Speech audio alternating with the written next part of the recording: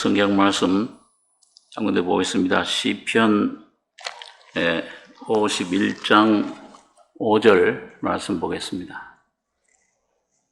구약 성경 838페이지입니다.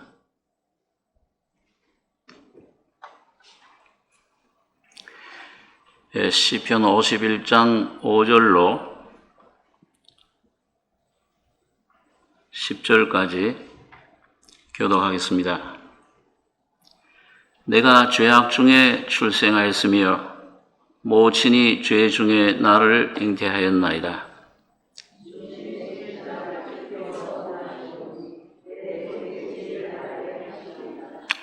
구슬초로 나를 정결케 하소서. 내가 정하리이다.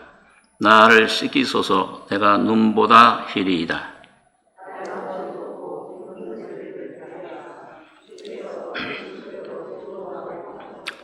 주의 얼굴을 내 죄에서 돌이키시고 내 모든 죄악을 도말하소서.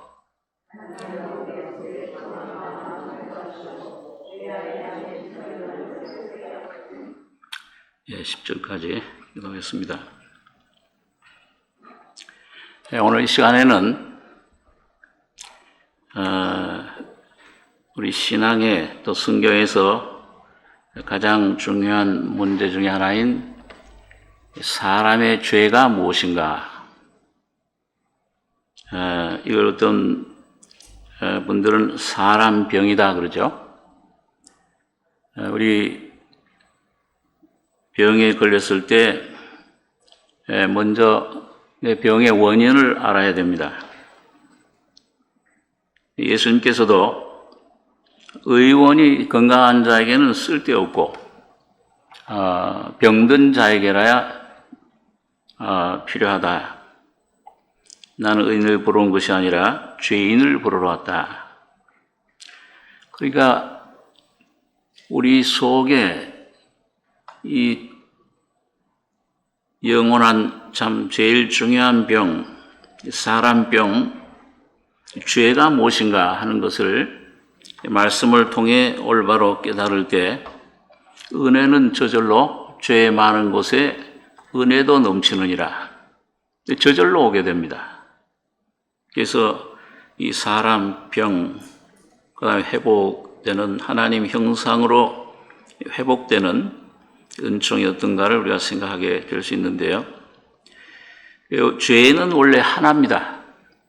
하나님을 거역한 그것이 죄인데 우리가 편의상 신학적으로 자범죄와 원죄, 이 원죄를 가톨릭 같은 데서는 본죄라 그렇게 얘기하기도 합니다. 이렇게 나누는데 이 자범죄는 회개해야 될 행위에 대해서 말씀을 하고 있습니다.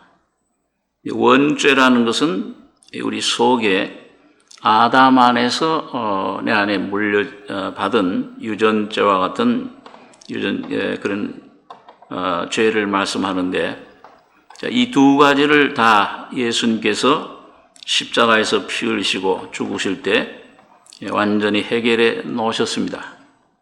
그리고 우리 그런 비유를 잘 듣죠. 더러운 그 시궁창물에 빠져서 죽어가는 사람, 건져내는 것이 이제 중생이라고 할 수 있죠. 자범죄를 해결한 것이고, 그러나 아직도 속에 그 마신 물이 남아 있어요. 이걸 이제 빼내는 것, 속을 완전히 깨끗게 하는 것, 이걸 성화라 또는 혼의 구원이다. 원죄를 우리가 온전히 해결할 수 있는 길을 주님이 십자가에서 열어놓으신 것입니다. 자, 그러면 오늘 여기 보면 두 가지 단원으로 나눠서 사람병, 곧 원죄가 어떤 모습으로 나타나는가, 또 어떤 그런 상태인가, 성경이 말하는 그 말씀을 통해 여러 가지로 표현하고 있는데 한 가지 그 원죄에 대해서 설명하고 있고, 그럼 거기서 구원 얻으려면 해방받으려면 어떻게 해야 되느냐. 이걸 이제 두 번째 단락에서 우리가 생각해 보겠습니다. 자, 먼저 여기 사람병을 한 성경 말씀 안에 게시되고 있는 그런 내용이 한 7가지. 이걸 우리가 여러 가지 측면에서 그걸 이제 발견해낼 수가 있는 거죠. 첫째는 죄는 전제군주다. 폭군이고 지배자다. 꼭 이스라엘 백성이 애굽에서 한 400년 동안 노예 노릇한 이 바로가 사탄이고 거기에 참 노예로서 지낸 지배자 폭군인데, 이게 이제 우리 로마서 7장 14절에 보면은 바울이 우리가 율법은 신령한 줄 알거니와 나는 육신에 속하여 죄 아래 팔렸도다. 나의 행하는 것을 내가 알지 못하노니 곧 원하는 이것은 행하지 아니하고 도리어 미워하는 것을 함이라. 만일 내가 원치 아니하는 것을 하면 내가 이로 율법의 선한 것을 시인하노니. 나머지 같이 읽겠습니다. 이제는 이것을 행하는 자가 내가 아니요 내 속에 거하는 죄니라. 내 속과 내 육신에 선한 것이 거하지 아니하는 줄을 아노니 원함은 내게 있으나 선을 행하는 것은 없노라. 내가 원하는 바 선은 하지 아니하고 도리어 원치 아니하는 바 악은 행하는도다. 만일 원치 아니하는 것을 하면 이를 행하는 자가 내가 아니요 내 속에 거하는 죄니라. 자, 바울이 아주 그 실패의 경험을 통해서 많은 넘어짐의 그런 그 죄 가운데 다스리져 있는, 이걸 선을 행하기 원하는데 원치 아니하는 악을 자꾸 행한다. 그걸 통해 깨달은 것이 뭐냐? 만일 내가 원치 아니하는 것을 하면 이를 행하는 자가 내가 아니요 내 속에 거하는 죄니라. 내 속에 거하는, 이 거한다는 말은 왕노릇한다 그 말이에요. 다스린다 그 말입니다. 아주 거기에 완전히 주인 노릇하는 죄인이라. 여기 로마서 7장의 죄는 바로 한 인격을 가리키죠. 한 어떤 성품, 한 어떤 그런 본성, 그게 바로 지배자, 폭군인 그런 죄다. 전제군주로서의 죄를 설명해 주고 있습니다. 그 다음에 보면 유전자인 악, 유전죄라고도 하죠.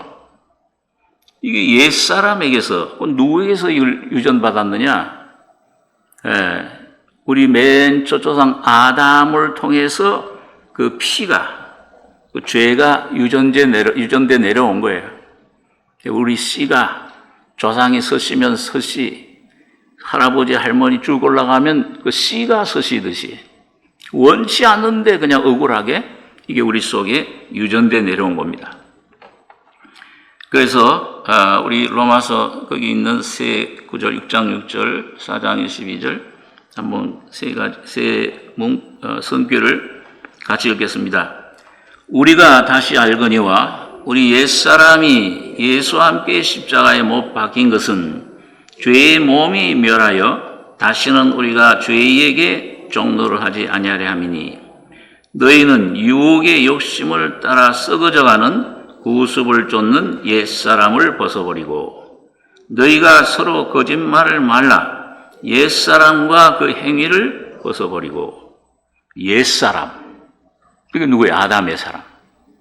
여러분과 제가 죄인 된 것은 내가 어떤 죄를 범해서 해서 죄인 된 게 아니에요.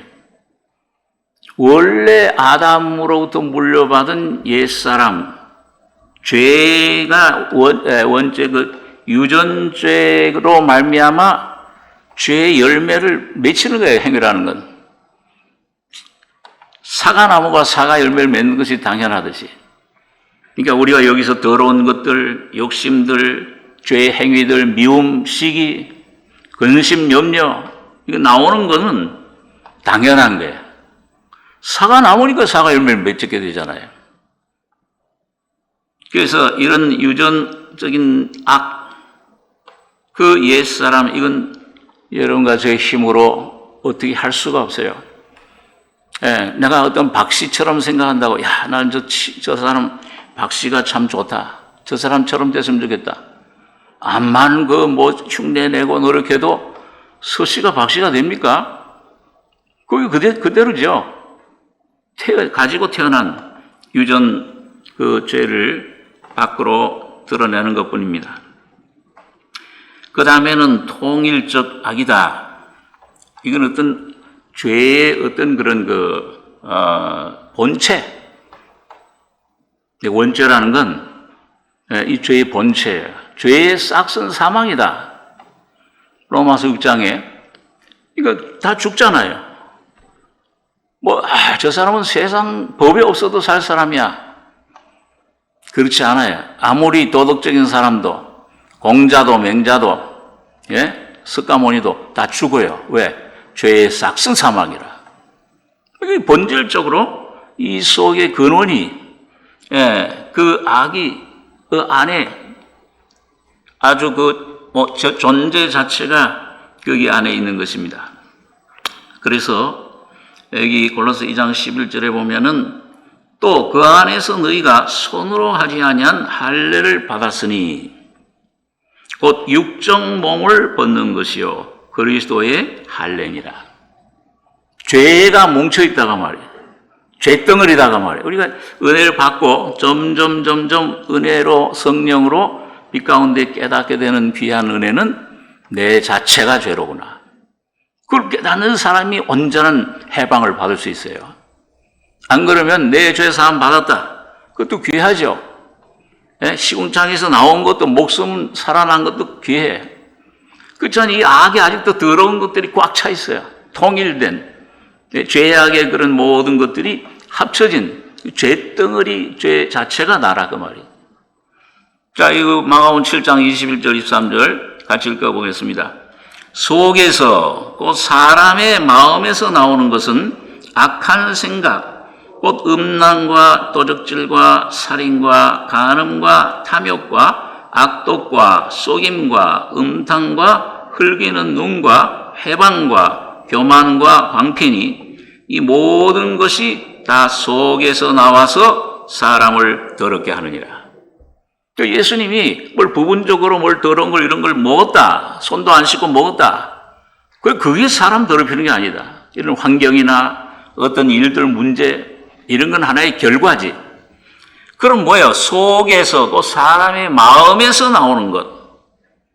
이 모든 악한 것이 다 속에서 나와서 만물보다 거짓되고 부패한 것이 사람의 마음이니 이걸 누가 너희 알려? 이걸 어떻게 우리는 철학으로도 어떤 연구로도 어떤 종교적인 어떤 공적 행위 이걸 몰라요. 오히려 그런 것들이 방해가 될 수 있습니다. 속에 깊은 죄악 덩어리, 원천, 이 내 몸, 육의 몸, 죄의 몸, 이게 우리 속에 이게 악을 내놓는 본부예요, 본부. 그 다음에 네 번째로 보면은 사망의 몸이다 그랬어요. 이건 우리 육이, 사람이 육신이 된 것. 창세기 6장에 보면은 하나님이 떠남으로, 성령이 떠남으로 육체가 됐어요. 육신이 됐어요. 이 몸을 가리키는 게 아닙니다. 이 물질적인 몸. 영어 성경의 sinful nature. 죄의 몸, 육적인 죄성. 그래서 여기 로마 7장 24절, 이 바울의 그런 고백이 여기 같이 읽겠습니다. 오호라, 나는 곤고한 사람이로다. 이 사망의 몸에서 누가 나를 건져내랴. 이 사망의 몸, 육적인 죄성. 그 다음 다섯 번째는 밑으로 끌어당기는 힘이에요. 하나의 법입니다. 법은 하나의 어떤 힘을, 능력을 가리키는데 이게 우리가 아담 안에서 우리가 받은 것이 죄와 사망의 법이다. 그래서 로마서 8장 2절 같이 읽죠. 이는 그리스도 예수 안에 있는 생명의 성령의 법이 죄와 사망의 법에서 너를 해방하였습니다. 죄의 법뿐만 아니에요. 사망의 법, 완전히 하나님을 향해, 율법을 향해서 하나님의 성품과는 동떨어진, 완전히 전혀 공통된 근접이 없는 사망의 법, 약함의 법. 사망이라는 게 뭐야? 약하고 사람 몸이 병들어서 약해서 완전한 약함이 사망이에요. 그 율법을 지킬 수 없는, 다시 말해서 하나님을 순종할 수 없는 그런 법인 겁니다. 자, 그래서 우리가 이런 율법의 사망의 몸, 그 다음에 밑으로 끌어당기는 힘, 그런 죄와 사망의 법인데 이걸 우리가 조금 생각할 수 있는 것이 전에 한번 제가 그림을 그렸습니다마는 사람 마음이 거듭난 후에도 육신의 상태에 있게 되면은 이게 두 마음이죠. 아직 통일되지 않은 마음, 성화되지 않은 마음. 구원은 받았지만은 자꾸 이 육신에 끌려요. 죄의 독재자에게 자꾸 눌려요. 다스림 받아요. 그럴 때 내 마음이 어디에 자꾸 더 끌리느냐? 물론 이제 주님, 거듭나서 주님을 사랑하기도 하고, 참 주님을 순종하기도 하고, 말씀이 참 꿀같이 달고, 그렇게 하지만은 그러는 시간보다 어딜로? 죄로 끌려가는 힘이 더 강해. 이게 죄와 사망의 범위입니다. 그리고 하나님을 향한 사랑은 약해요. 자, 이런 것이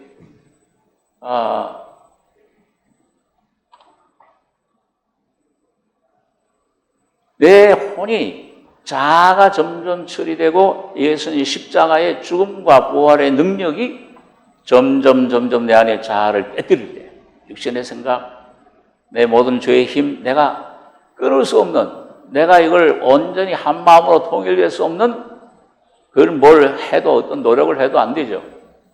그럴 때 어떻게 돼요? 마음이 두 마음이었던 것이 한 마음이 됩니다. 성결한 마음이 돼요. 이렇게 될 때 뭐예요? 내 속에 마음이 통일되면서 온전한 그런 사랑으로 하나님만을 사랑하는 그런 중심이 되게 됩니다. 이게 하나님만을 온전히 순종하고 그분 말씀 안에 내가 온전히 안식을 얻고, 자, 그래서 이것이 이제 두 마음의 상태, 야고보서에 말하는 육신적인 그리스도인이라고 한다면은 이건 뭐예요? 이건 성화된 마음, 성결된 마음을 경험을 하게 됩니다. 자, 그렇게 되면은 성화되면은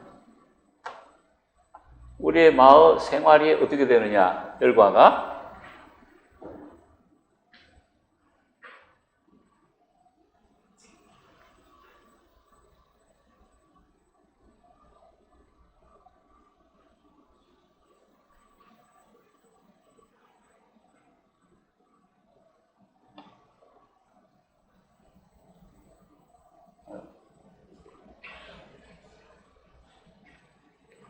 입이 눈이 물고기 입처럼 그리던데.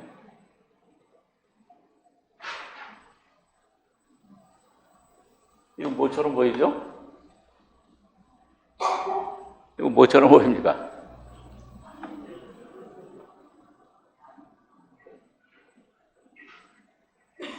성화된 사람의 삶은 성령 충만함의 삶을 살게 됩니다. 그냥 비둘기처럼 봐주시기 바랍니다. 잘 그렇게 안 돼도. 성령 충만한 마음이 돼요. 자, 우리 이 컵에 제가 그런 예를 잘 드는데, 이 컵에 물이 가득 차게 되면은, 그 다음에 붓는 물은 어떻게 된다고 그랬어요? 그건 흘러내려가는 거예요. 흘러나는 거예요, 밖으로. 오늘 여러분과 제가 이 사망의 몸에서 생명의 성령의 법으로 해방됐다. 이 바울사도처럼 그런 성화의 경험을 오라 나는 곤고한 사람이로다. 이 사망의 몸에서 누가 나를 건져내랴? 아무도 없다 그거예요. 바울사도도 아마 오랜 세월 시간 동안 선구자로서 성화의 그런 진리를 최초로 경험하는 신약의 이방인의 사도로서 많은 괴로움, 실패, 좌절, 넘어짐 이런 걸 경험했을 거예요. 그리고 뭐 금식도 한다든지 오늘 표현 아무리 그 수련 어떤 애를 쓰고 그걸 극복하려는 결국은 못하고 오라 외친 거예요. 이 우주 안에서 이런 몸에서 누가 나를 건져내겠는가? 그런데 그때 정말 끝에 완전히 자기 자신 의지하던 것, 노력하던 것, 의지하던 모든 것들 다 포기하고 하나님을 향해 호소했을 때 성령이 계시를 해줬는데 순식간에 해방이 찾아왔어요. 물론 이르기까지 많은 그런 점진적인 어려움, 그런 고통, 시험을 거쳤지만은 우리 주 예수 그리스도로 말미암아 하나님께 감사하리로다. 순간적인 하나님의 계시로. 그렇기 때문에 여러분 중생도 믿음으로 은혜로 받는 것인데 성화도 뭐예요? 내 모습을 온전히 깨달은 다음 그 은혜로 말미암아 성령의 계시가 믿음이 우리 안에 올 때에 순식간에 저기서 해결됐구나. 예수 그리스도의 십자가에서 해결됐구나. 거기서 주님이 죽으시고 뭐예요? 부활하심으로. 부활의 영이 바로 성령의 법입니다. 부활의 생명이 바로 생명의 성령의 법인 거예요. 그래서 완전한 하나님을 향한 통일된 마음이 심령이 청결한 자는 복이 있나니. 저희가 누구를 본다고 그랬습니까? 한번 따라서 보죠. 마음이 청결한 자는 복이 있나니 저희가 하나님을 볼 것입니다. 청결하다는 건 뭐냐면 하나만 본다는 게 이 마음이 온전히 주님 은혜로 말미암아 하나님만 사랑하게 되는 성결의 은혜로 변화된 마음을 가리킵니다. 이건 중생할 때 얻어지는 게 아니에요. 시간이 걸립니다. 그리고 또 점점 낮아질 때, 점점 겸손한 위치에 들어갈 때, 그리고 십자가만을 더 깊이 의지하고 깨달을 때 죄삼 보혈의 피와 십자가의 죽음 가운데 나의 구원을 발견한 것처럼 거기서 새롭게 창조된 그런 청결한 마음, 청결한 영혼, 하나님을 본다. 그건 순간적인 어떤 보험도 있겠지만은 뭐냐면 삶에서 이제는 하나님과 함께 연합돼서 동행하는 것을 가리킵니다. 내가 사는 게 아니고 뭐예요? 주님이 내 안에 사시는 거예요. 예수가 내 안에 들어오고 내가 예수 안에 들어가는 것입니다. 닮아가는 게 아니고 그처럼 비슷하게 겉으로 이렇게 좀 바리새인들처럼 의를 행하는 게 아니고 예수라는 인격과 주님과 하나가 되는 걸 가리켜요. 놀라운 비밀이죠. 그러니까 참 사람들이 그걸 믿기 어려운 거예요. 어렵습니다. 자, 그렇기 때문에 밑으로 끌어당기는 힘이고, 그 다음에 여기 보면 6번째, 내면적 적대 세력이다. 육신의 생각이라고 나오죠. 육신의 소욕은 성령을 거스리고 성령의 소욕은 육신을 거스린다. 우리 로마서 8장 5절에 8절 같이 읽겠습니다. 육신을 쫓는 자는 육신의 일을, 영을 쫓는 자는 영의 일을 생각하나니 육신의 생각은 사망이요 영의 생각은 생명과 평안이니라. 육신의 생각은 하나님과 원수가 되나니 이는 하나님의 법에 굴복지 아니할 뿐 아니라 할 수도 없음이라. 육신에 있는 자들은 하나님을 기쁘시게 할 수 없느니라. 그러니까 여러분과 거듭나면은 주님의 성품이 오잖아요.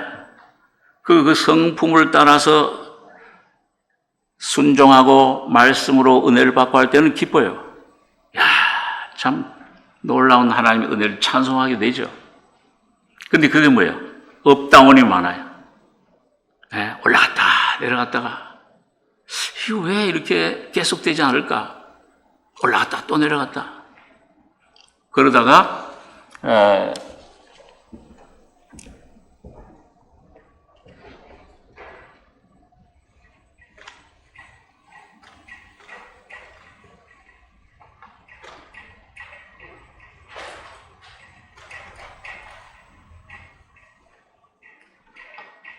어느 이 성화에 대해서 연구하는 어떤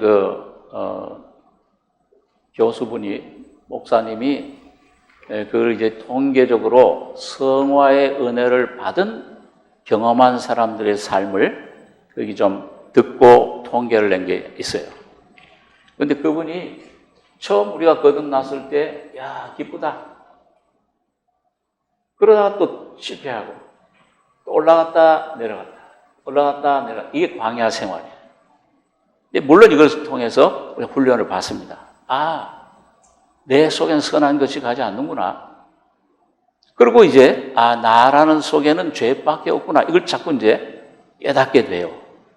그런데 이렇게 올라갔다 내려갔다 하다가 어느 순간 성령의 빛을, 십자가의 죽음을, 진리를 깨달으면서 그 다음에는 계속 올라가는 생활을 합니다. 그렇다고 해서 천사가 된 건 아니지만은 이걸 웨슬레 같은 사람은 그리스도인의 완전이다.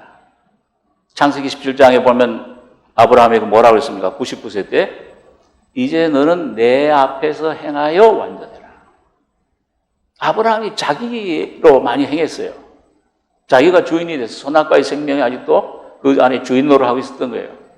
최종 그게 육신의 정체가 뭐냐면 이스마엘입니다. 자기의 힘의 마지막 힘을 짜낸 거예요. 그런데 이스마엘을 낳고 나서는 13년 동안 하나님이 아브라함에게 전혀 말씀하시질 않아요. 왜?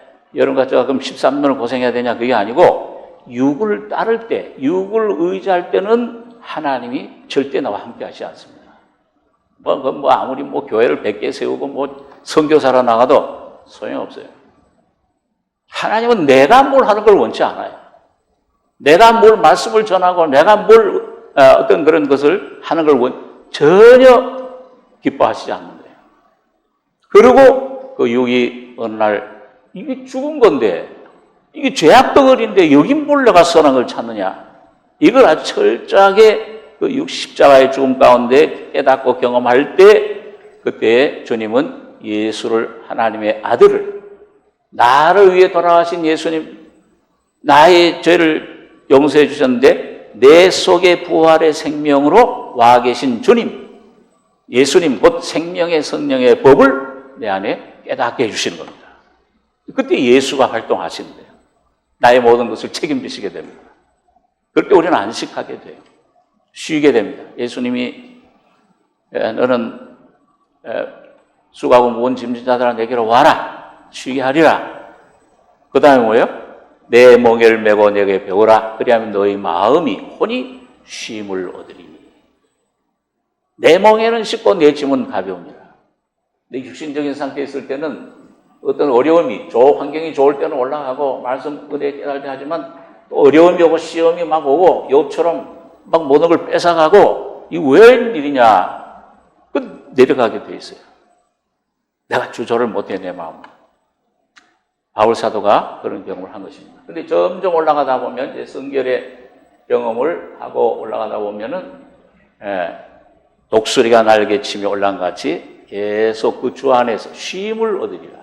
혼이, 영 구원뿐만 아니라 혼의 구원도 그 안에서 점점 더 풍성하게 이루어져 가는데, 우리가 그런 비유를 잘 뜨죠. 여러분, 비행기가 가는데 밤에 우리가 밤에 비행기 가는 것을 보면은 어떻습니까? 점점 가면서 그 비행기 뒤에 불빛이 어두워졌다 밝았다 깜빡깜빡 하잖아요. 그러면은 그 비행기가 어두워질 때는 서 있고 밝아질 때만 가는 겁니까? 아니면 계속 가고 있어요? 그러니까 오늘 여러분과 제가 고난 받을 때 조금 더 낙심치 말 것은 그걸 통해서 점점 내 모습 깨닫고 죄가 뭔가를 성령이 보여주실 때 내가 어두워지는 것 같아요. 그런데 그 어두워진 죄를 발견한 후에는 반드시 뭐예요? 주님이 너는 이미 십자가에 못 박혔다. 너는 끝나고 이제 예수가 이렇게 부활의 생명으로 너희 선물로 주어졌다. 어두워졌다 밝았다 하는 것 같은데 뭐예요? 나 맨날 왜 이 상태일까?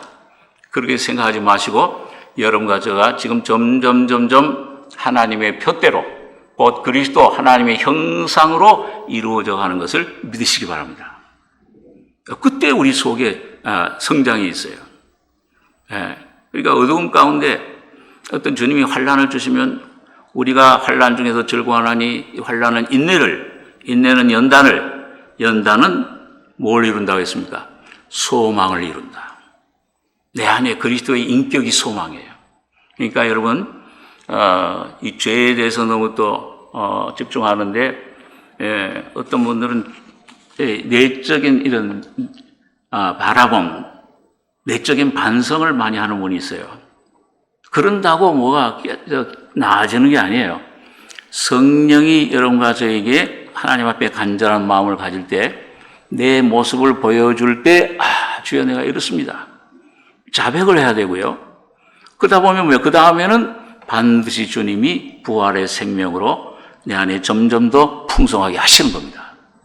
어두워졌다 밝아졌다 이게 안 믿어지고 아직 내가 완전히 못 이루고 뭔가 내 안에 분명치 않을지라도 십자가의 죽음과 부활은 분명한 진리예요.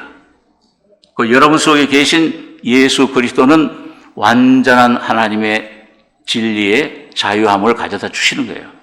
그래서 내가 그 방향을 해서 계속 가면 그 십자가를 향해서 계속 내게 주신 거다. 내가 이루진 않았지만 주님의 피는 나를 완전히 용서해 주시고 깨끗게 해주셨다. 주님의 죽음과 부활 그 속에 나만 빼뜨렸겠어요? 여러분 중에? 나도 그 안에 주님이 포함시키셨다. 그 확신을 가지시고 주님께 나가시기 바랍니다. 그럴 때 주님이 어느 날 성령으로 분명한 깨달음을 주세요. 야, 이게 내가 몇 년 동안 머리로는 혼했었는데 맨날 우리 그 정호사님 맨날 십자가 죽음과 부활만 얘기하시는 것 같은데 아니에요. 그 십자가의 생명이 부활의 생명이 여러분과 저에게 계시가 되는 날이 있는 겁니다. 그럴 때 우리 속에 자유가 와요. 그럼 분명히 알아요. 이제 내가 보았다. 사도 요한도 요한일서에 보면 우리가 하나님은 생명의 빛이시라. 우리가 그 생명을 영생을 들은 바요 눈으로 본 바요 주목하고로 우리 손으로 만진 바라. 그렇게 세 가지로 설명해 주고 있습니다. 자, 우리 여섯 번째 보면 고린도전서 3장 1절로 4절 육신의 생각 같이 읽겠습니다. 형제들아 내가 신령한 자들을 대함과 같이 너희에게 말할 수 없어서 육신에 속한 자 곧 그리스도 안에서 어린 아이들을 된 것과 같이 하노라. 내가 너희를 저주로 먹이고 밥으로 아니하였노니 이는 너희가 감당치 못하였음이니와 지금도 못하리라. 너희가 아직도 육신에 속한 자로다. 너희 가운데 시기와 분쟁이 있으니 어찌 육신에 속하여 사람을 따라 행함이 아니리요. 어떤 이는 말하되 나는 바울에게라 하고 다른 이는 나는 아볼로에게라 하니 너희가 사람이 아니리요. 자, 여기 바울 사도 당시에도 고린도 교회에 분파가 생겼죠. 당쟁이. 다 거듭난 성도들인데 나는 바울에게 속했다. 야, 바울이 저렇게 그 지식이 많으니까 말을 잘하고 참 경험이 많으니까 바울에게 나는 아볼로에게라니. 이 아볼로는 성경을 아주 잘 알았던 사람이죠. 이 성경을 잘 풀었습니다. 또 나는 게바에게라, 베드로에게라. 그래도 예수님 생전에 예수님 모시고 다녔던 수제자가 낫지 않느냐. 다 거듭나는 사람들이에요. 그런데 이게 뭐라고 그랬냐, 바울은 육신에 속한 자로다. 아직도 밥을 먹지 못하고 왜 젖을 먹느냐? 내가 깨달은 것이 제일 귀하다. 내 어떤 그런 그룹에 속한, 바울 그룹에 속한 사람이 내가 그래도 이방인의 사도인데 내가 제일 귀한 은혜를 깨달았다. 베드로에게 속했다 나는. 저 수제자 베드로, 예수님을 경험한 분 아니냐, 부활한 예수님을 만나고. 이게 뭐야? 다 이게 육신에 속한 것이다.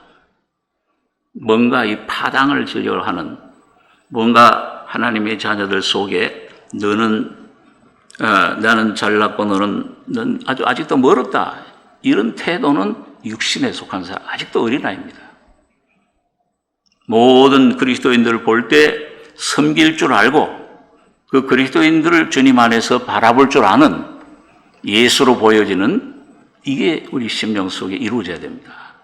그게 안 되면 교회가 하나가 될 수 없고 주님의 영광이 어떻게 그리스도가 나뉘었느냐?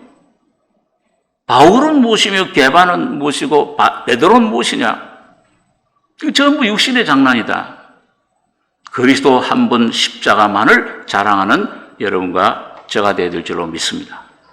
그럴 때 하나님의 성령이 강하게 역사하시고, 그 이방인의 레위기 23장에도 보면은요, 교회로서 드려지는 떡은 뭐예요? 곱게 갈아져 가지고 잔은 다 죽고 깨어지고 한 덩이 소재가 될 때 하나님이 받으시는 겁니다. 그러기 전에는 하나님을 온전히 알 수가 없어요. 그런 사람에게 하나님이 온전한 계시를 줄 수가 없습니다.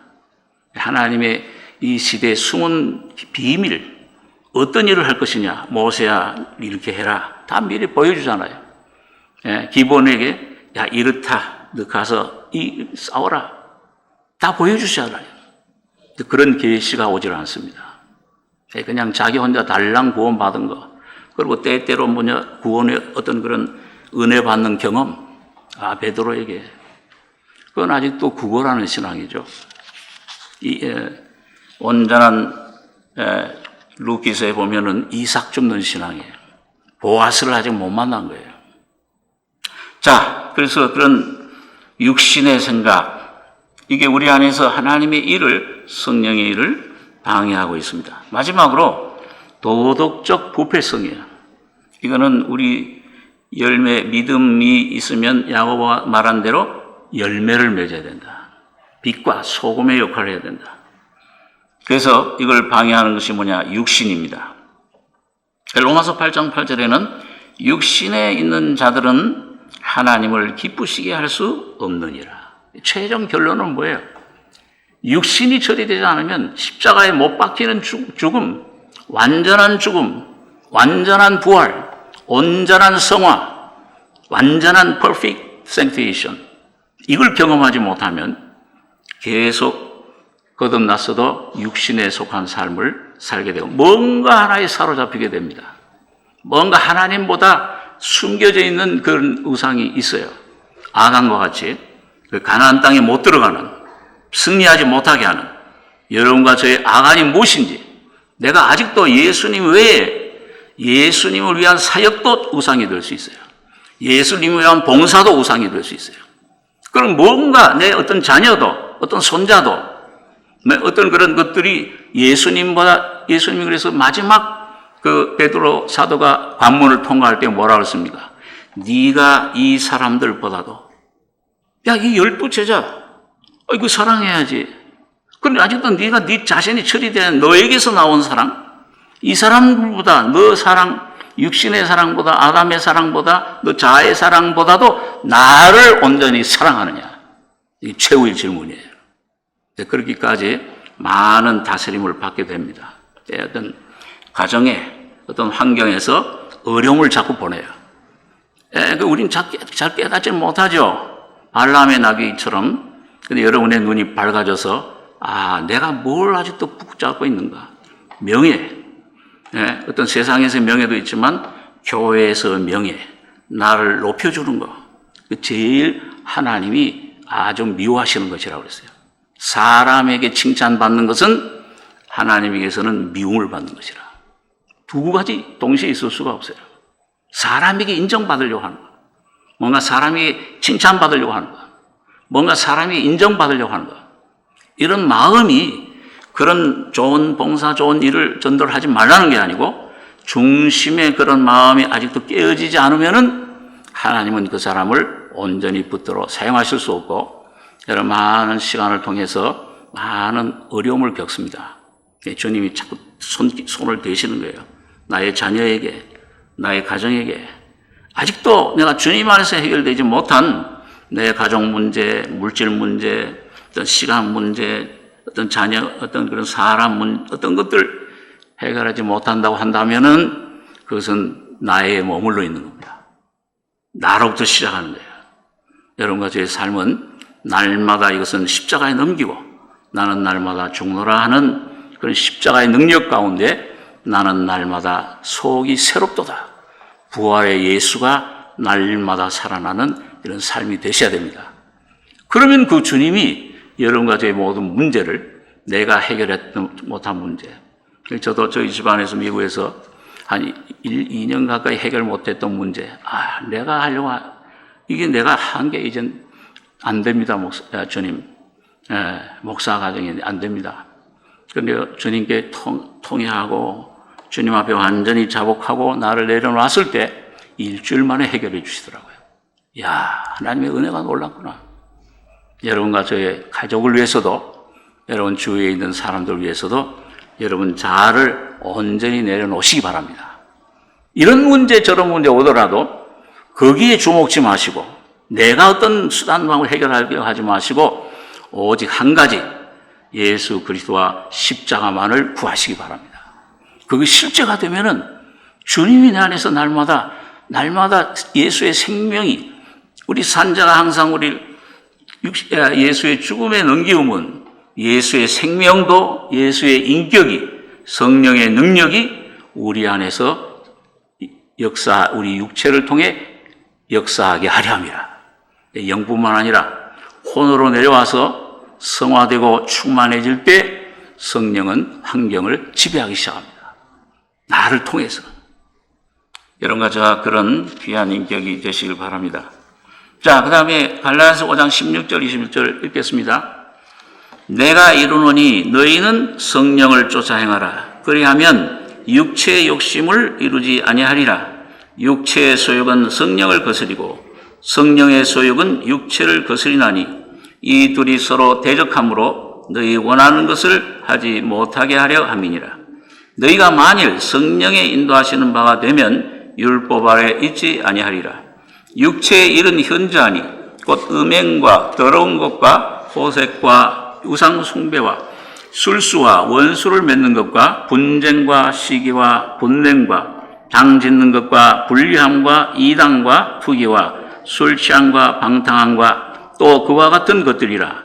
전에 너희에게 경계한 것 같이 경계하노니 이런 일을 하는 자들은 하나님의 나라를 유업으로 받지 못할 것이요.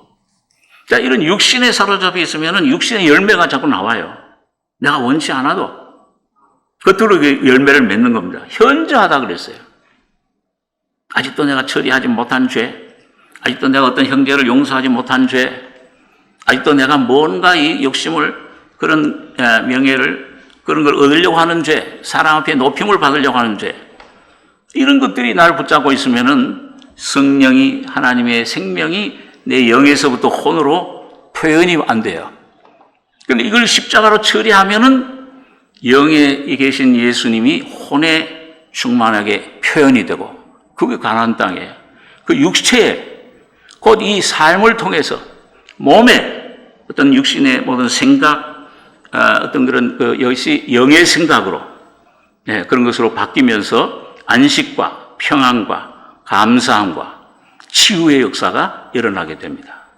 그렇게 어떤 아주 병에 걸렸던 사람,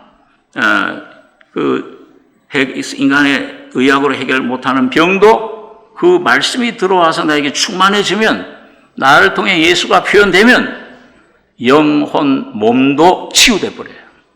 순식간으로. 그런 것을 많이 우리가 간증을 통해 볼 수가 있는 것입니다.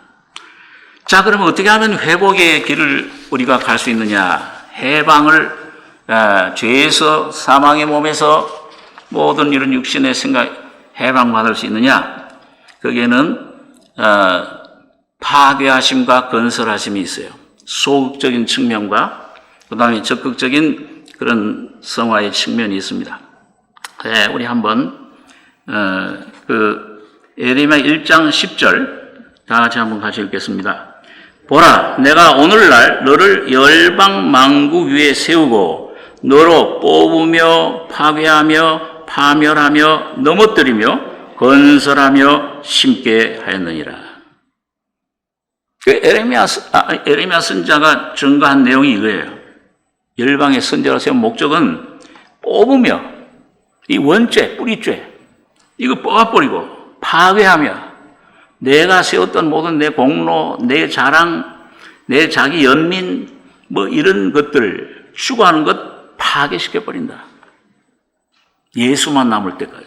파멸하며 십자가에 완전히 사탄을 죽여버렸는데, 그 사탄을 이기는 발로 밟는 시편 91장에 보면 뭐예요?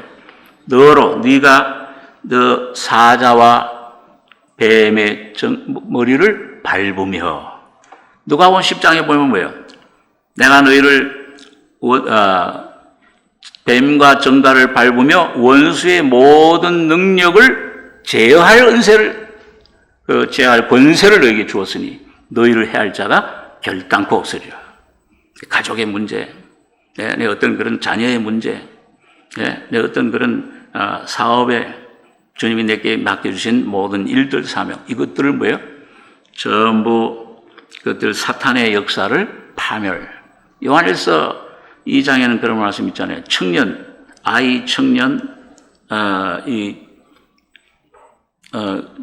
장로들, 태초부터 계신 일을 아는 자들. 자, 이 세가 청년의 단계, 곧 민수기에 나오는 20세 이세 청년으로 뽑힌 십자가의 군사, 십자가의 죽음과 부활을 깨닫고 경험하고 누리는 자는 뭐예요? 악한 자를 이기었느니라. 예수님 십자가에서 이미 다 이겨놨죠. 그런데 그걸 실제로 적용돼서 삶 속에서 귀신들을 쫓아내는, 악한 영들을, 사탄을 멸하는, 매일매일 멸하는 그런 이기는 싸움, 승리의 싸움을 하게 하시는 것입니다. 자, 그래서 그럼 이게 파괴하시는 것은 뭐냐? 여기 보니까 5가지가 나와 있는데, 첫째는 죽음입니다. 두 번째 못 박힘, 같은 내용인데 우리 잘 아는 내용인데 로마서 6장 6절 같이 읽겠습니다. 우리가 알거니와 우리 옛사람이 예수와 함께 십자가에 못 박힌 것은 죄의 몸이 멸하여 다시는 우리가 죄에게 종노릇하지 아니하려 함이니. 여기 죄의 몸이 십자가에 못 박혔다, 죽었다, 죄의 몸이 멸한다. 이 멸한다는 말은 지금 아주 완전히 없어진다는 말이 아니고, 그 영어 성경에는 in effect, 효과가 없이 된다, 그 말이에요. 자, 우리가 거듭나기 전에는 우리 몸이 누구의 종노릇 했습니까? 심부름꾼 했습니까? 사탄의 심부름꾼 했잖아요. 사탄에 붙잡혀서. 근데 거듭나면 예수가 우리 속에 오세요. 영 안에 주님의 보좌를 삼고 오시잖아요. 근데 그분이 이제 우리 속에 이 몸까지, 삶에까지 완전히 나타나기 위해서는 혼을 거쳐야 돼요. 주님은 몸에 직접 역사하시는 법이 없어요. 산에 가서 뭐 소나무 뿌리 뽑다가 확 뭐가 불이 왔다, 그 귀신의 영입니다. 그렇게 오질 않아. 십자가로 점점 처리돼서 죽음을 실제로 내 안에 점점 받아들일 때 내 안에 이 혼이 껍질처럼 쌓여 있는데, 이 혼이 깨어지고, 이 기도원 병사들이 뭐예요? 항아리 속에 숨겨있는 나팔로, 말씀으로 깨뜨리니까, 주님을 시인하니까, 주로 시인할 때 그 안에 있던 횃불이 드러나듯이 우리 혼이 깨어지고 죽고 처리될 때 영 속에 계신 예수가, 부활의 주님이 우리 혼 속에 싹 흘러나오는 겁니다. 표현이 되는 거예요. 그럴 때 혼이 몸을 이제는 주장할 수 있는, 완전히 입이 걸었던 사람, 온유한 사람이 되고, 성격이 막 물같이 됐던 사람, 그런 분노, 그런 것이 아주 온유한, 아주 그 겸손한 그런 사람이 되고, 실제로 예수의 성품이 우리 속에 나타나시게 되는 겁니다. 오늘 그것이 여러분 가지의 목적인 줄 압니다. 이것이 오신 목적인데요. 그 다음에 죽음, 앞에 파괴하심과는 같은 의미인데요. 로마서 6장 6절, 못 박힘, 두 번째 못 박힘, 갈라디아서 2장 20절, 귀한 내용이니까 같이 한번 또 읽겠습니다. 내가 그리스도와 함께 십자가에 못 박혔나니 그런즉 이제는 내가 산 것이 아니요 오직 내 안에 그리스도께서 사신 것이라. 이제 내가 육체 가운데 사는 것은 나를 사랑하사 나를 위하여 자기 몸을 버리신 하나님의 아들을 믿는 믿음 안에서 사는 것이라. 바울이 아마 이 귀한 계시를 갈라디아서를 쓰는데 그 아라비아 광야에 갔을 때 훈련 몇 년 동안 훈련 받았죠. 주님 앞에요. 자처리 과정입니다. 사도 바울도. 근데 거기서 이제 깨달은 계시가 왔을 때, 성령의 법을 깨닫고, 그 다음에 십자가를 깊이 깨달은 거예요. 못 박혔나니. 이게 킹 제임스 버전에는 이게 물론 못 박힌 것 과거에 영원한 못 박힘, 영원한 속죄처럼 영원한 못 박힘이에요. 그런데 우리 킹 제임스 버전 성경에 보면은 현재로 되어 있습니다. 그러니까 예수님이 한계 십자가에 못 박힌 바울, 이젠 자유예요. 내가 아니니까, 이제 내가 사는 게 아니니까. 내 주님이 살고 전도도 주님이 하는 것이고, 자, 이렇게 되면 뭐예요? 봉사하고 전도하고 사역하는 게 이제 내 자랑이 안 되는 거예요. 내가 뭐 몇 명을 왔다. 어떤 교회에서는 그냥 벤츠차를 한 대 내놓고서 전도왕 상을 주고, 그런 게 아닙니다. 내는 날마다 죽고 오히려 나는 무익한 종이라. 누가복음 14장에 보니까 그 밭에서 또 그 논에서 일하던, 목장에서 일하던 사람, 그 하루 온종일 하고 나서, 봉사하고 나서 주님 앞에 와서 나는 무익한 종입니다. 나는 내가 해야 할 일을 당연히 한 것뿐입니다. 그걸 이제 어떤 봉사에, 어떤 다른 사람들 섬긴 거에, 어떤 그런 전도에, 어떤 사역에 아무리 뭐 해도 이제는 내가 거기에 흔들리지 않아요. 그저 뭘 좀 하면 뭐가 좀 올라지면, 뭐 좋아지면 막 많이 사람들 많이 모이고 그러면, 이야, 내가 우스워하잖아요. 내가 전도를 하고 저 사람을 내가 도왔다. 우습해요. 아직도 자기가 남아있는 겁니다. 십자가에 못 박힌 사람은 무익한 종입니다.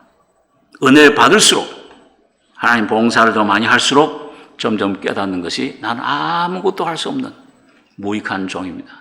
나는 이 주님이 떠나면은 펄럭이는 꼭 그런 유령과 같은 장갑에 불과합니다.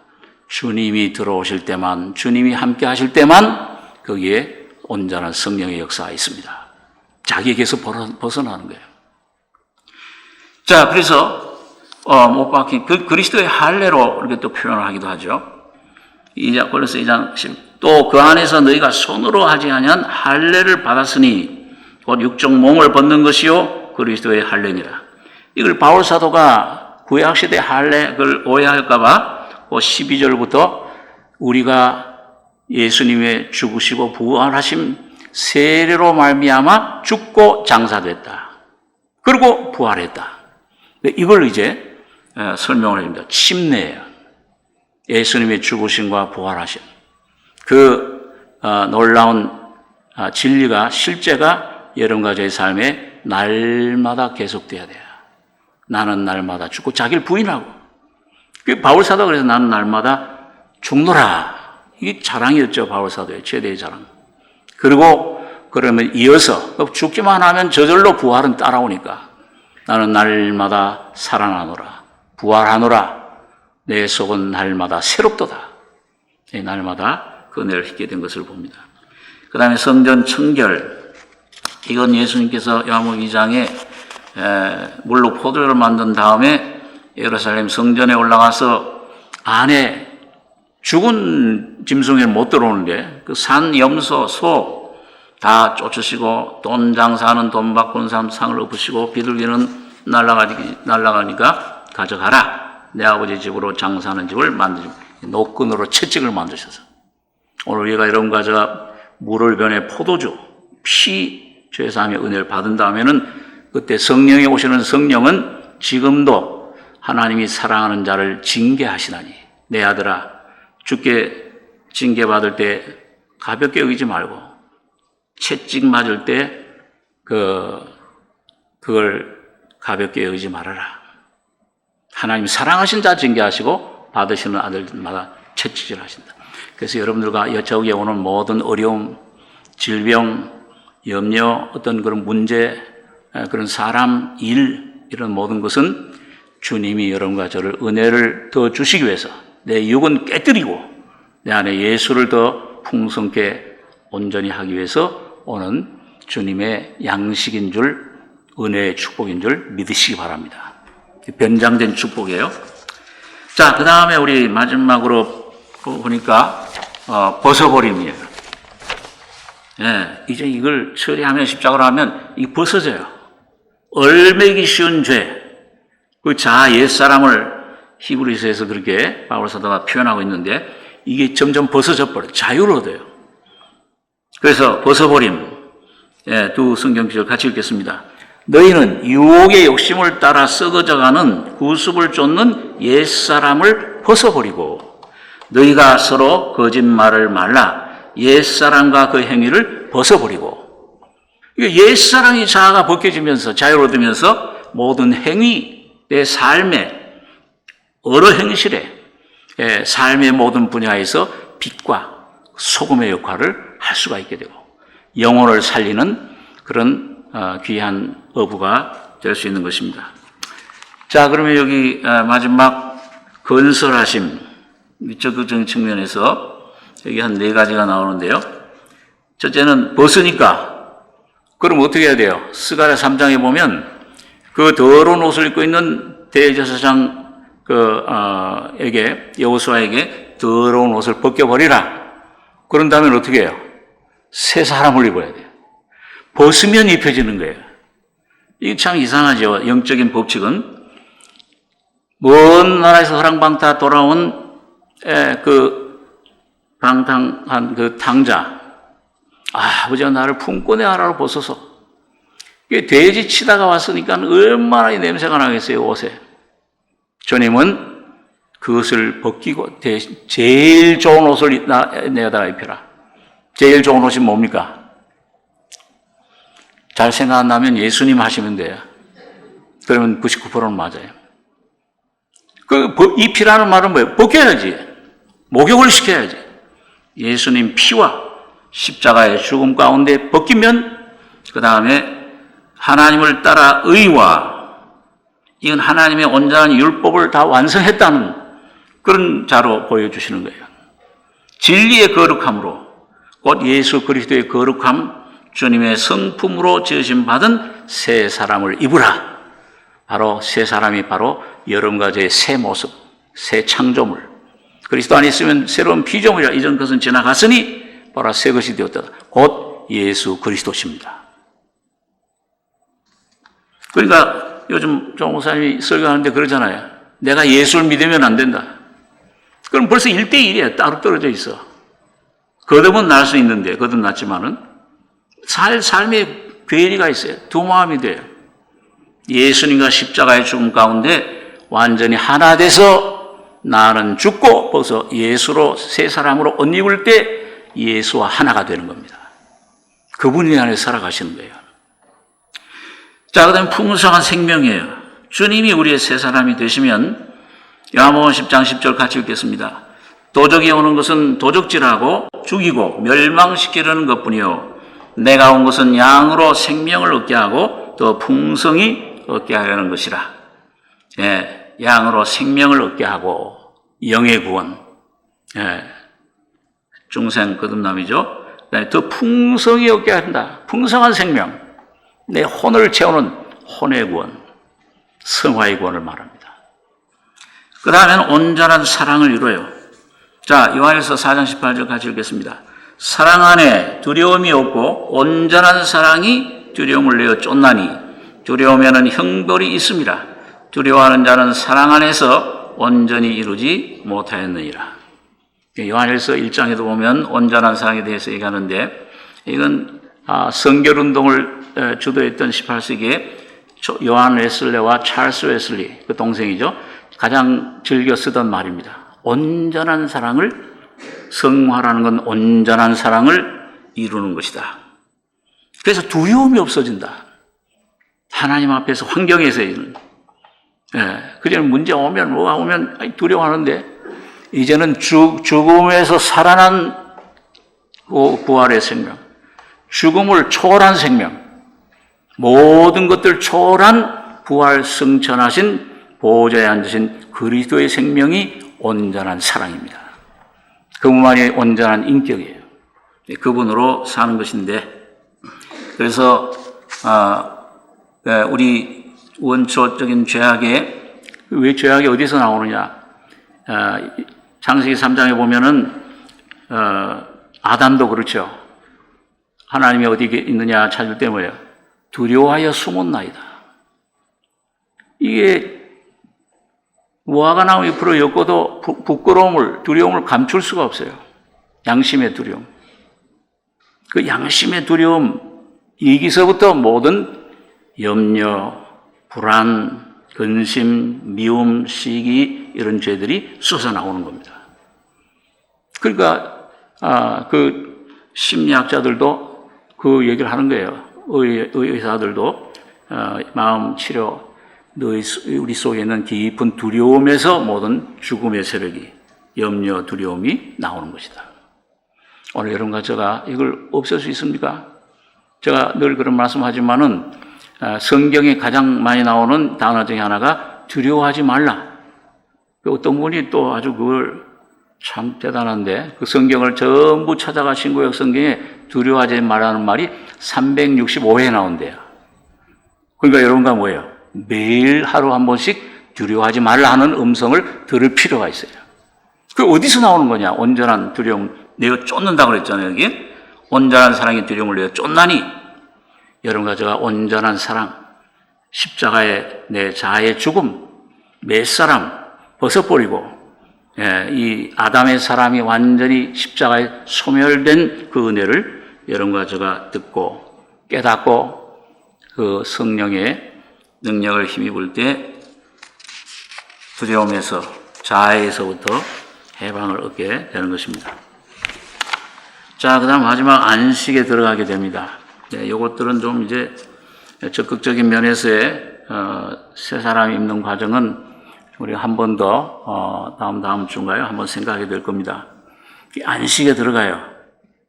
이건 나는 이걸 한 장을 다 쓸 줄은 몰랐는데 우리 차 목사님이 참 굉장히 순진하신 다 썼어요. 여기다.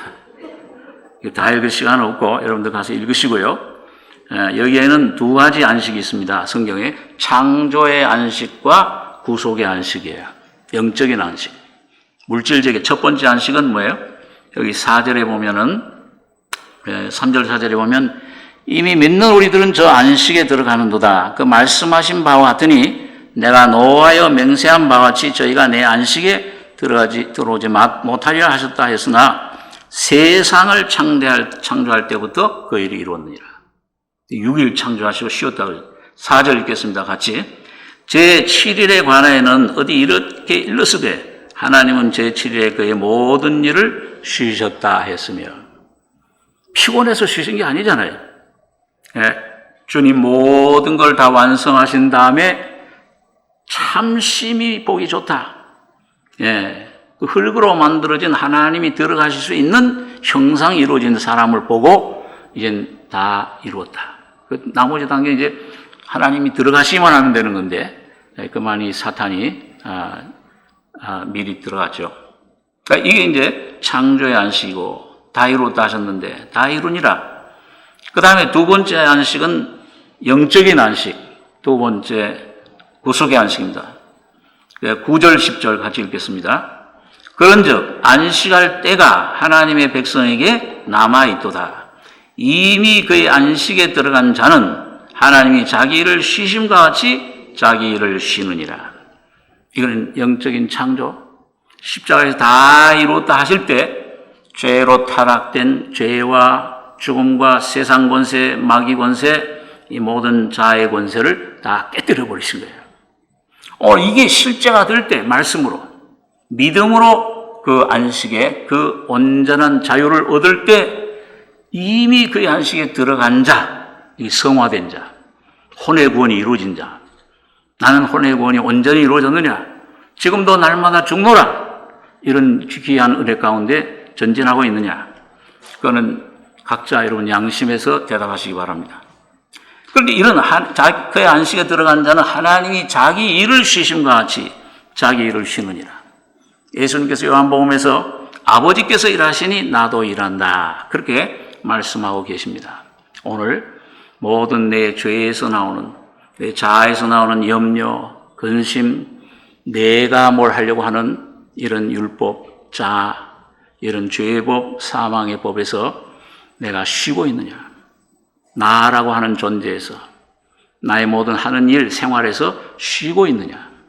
아직도 내가 뭘 붙잡고 내가 뭔가 하려고 시작하면은 안식이 깨져버려요. 온전한 안식에 주님이 여러분과 저를 마련해 주신 그 안식의 놀라운 해방에 날마다 십자가의 죽음과 부활을 통해서 들어가는 귀한 승리자들이 되시길 바랍니다. 그래서 오늘 제가 조금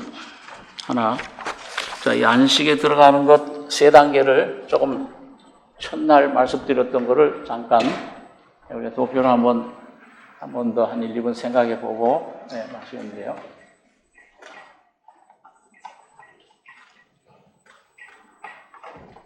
자, 여러분, 우리가 사람이 구조가 어떻게 되어 있다고 그랬죠?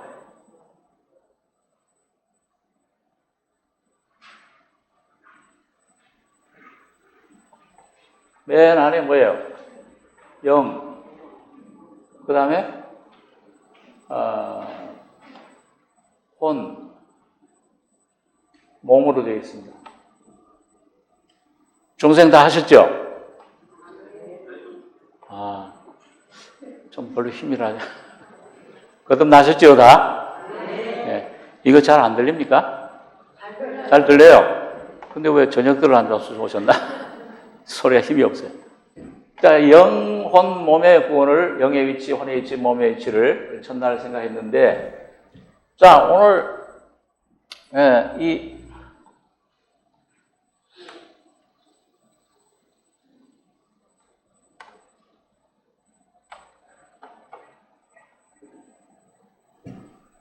우리가 죄사함 중생은 어디에서 나오는 겁니까?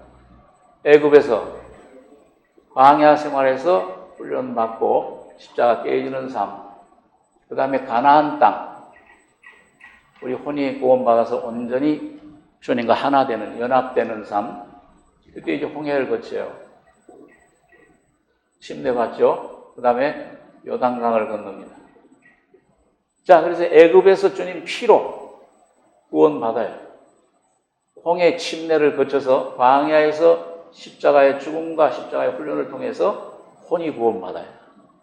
이게 성화가 점진적으로 이루어지다가 제가 성화의 4단계 얘기했는데 점진적으로 깨어질 때 그 이스라엘 백성들처럼 죄악이 드러나죠. 우상 섬기고 간음하고 영적인 간음, 그 다음에 이제 여러 가지 하나님을 시험하고 점점 자기가 깨어져요. 점점 죽어 넘어가요.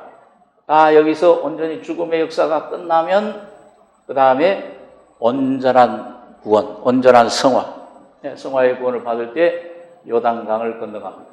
십자가, 죽음과 부활. 건너가면은 이제 가나안 땅에 여기에 온전한 적과 꿀을 누리는 예수님을 직접 내 영뿐만 아니라 죄산뿐만 아니라 혼에도 충만해지는 주님이 나 대신 사시는 삶을 살게 됩니다. 그래서 어떻게 보면 전투는 여기 광야에 아말렉과의 싸움이 있는데 그 아말렉은 한 족속인데 가나안 땅에 들어가면은 몇 족속이에요? 7족속이에요. 사탄이 더 강하게 역사해요.